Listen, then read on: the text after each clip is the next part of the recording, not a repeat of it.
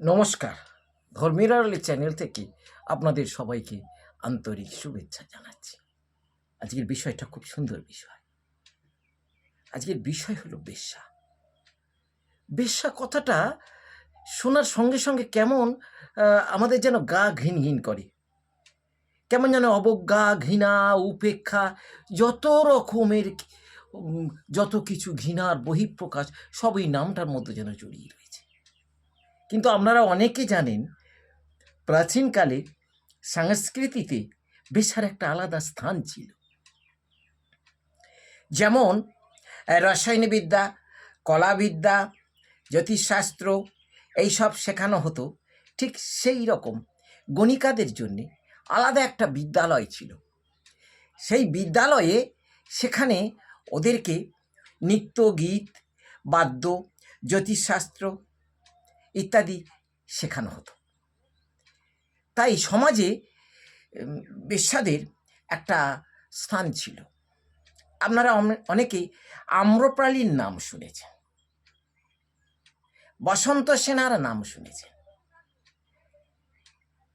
এদেরকে মানুষ শ্রদ্ধা করত, সমাজে এরা প্রতিষ্ঠিতা ছিলেন। আপনারা জানবেন যে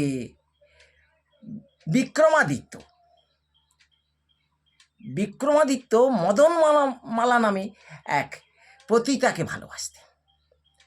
আবার কাশ্মীরের রাজা জয়পিড়া, তিনি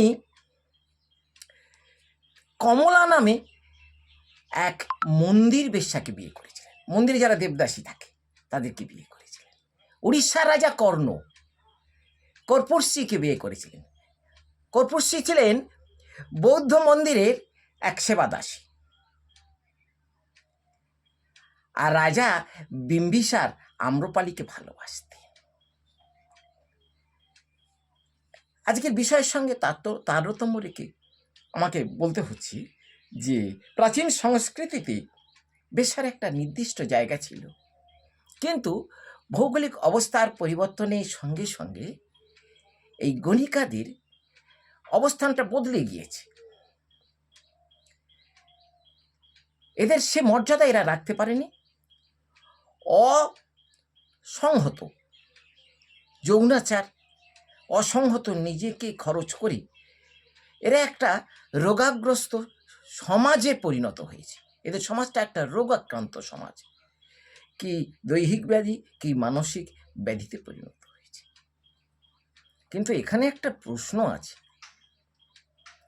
এখানে প্রশ্ন হচ্ছে যে এই আমরা দেখি যে কোনো ডাক্তার যদি দুর্নীতিগ্রস্ত হয়ে থাকেন, কোনো শিল্পী যদি কোনো দুর্নীতিগ্রস্ত হয়ে থাকে, কোনো রাজনৈতিক নেতা দুর্নীতিগ্রস্ত হয়ে থাকেন, তাদেরকে আমরা নেতা বলে মানি, শিল্পী বলে মানি, ডাক্তার বলে মানি, তাদেরকে সম্মান দিতে পারি। কিন্তু একটা মেয়ে, সে যখন নিজের সংসারের জন্যে, নিজের সংসারকে বাঁচাবার জন্যে নিজের শরীরকে বিক্রি করে, তখন তার পেশাটাকে আমরা শ্রদ্ধা করতে পারি না, তার পেশাটাকে আমরা স্বীকৃতি দিতে পারি না। ভালো কথা, আমরা তার পেশাটাকে স্বীকৃতি দিতে পারি না, দেব না। তাহলে এই সব শ্রেণীর মহিলারা যারা নিজেদের বিক্রি করে সমাজে বেঁচে আছে, তাদেরকে নিয়ে মন্দিরে কেন আসা হচ্ছে? যাদের পেশাটাকে আমরা সামাজিক স্বীকৃতি দিতে পারিনি, সরকারও তাদের পেশাটাকে স্বীকৃতি দিতে পারেনি, তাদেরকে সমাজে সম্মান দিতে পারিনি, তাহলে তাদেরকে মন্দিরে আনা হচ্ছে কেন?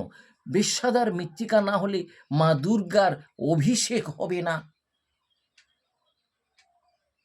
আজ কিন্তু চিন্তা করতে হবে, এই বিষয়টা নিয়ে আপনাদের চিন্তা করতে হবে।